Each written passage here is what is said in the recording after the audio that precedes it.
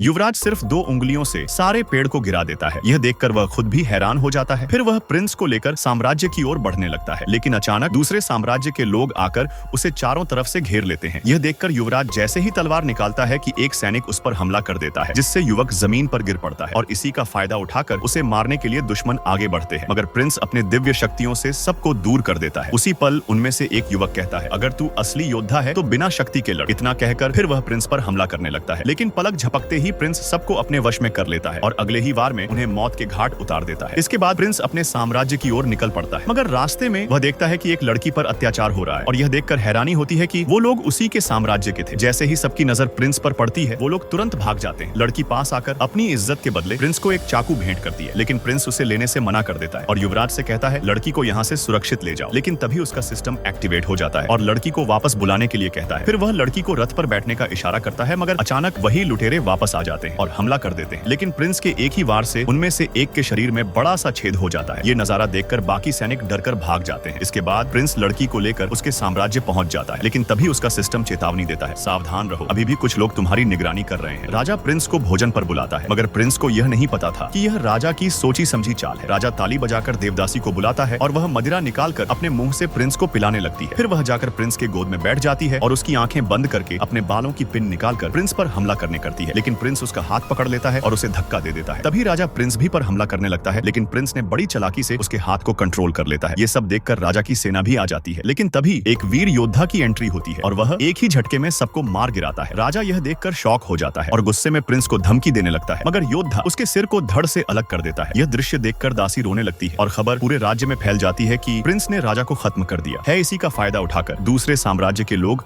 आक्रमण की योजना बनाने लगते हैं, मगर उन्हें ये नहीं पता था कि उससे पहले नेक्स्ट पार्ट के लिए चैनल को सब्सक्राइब करना जरूरी है।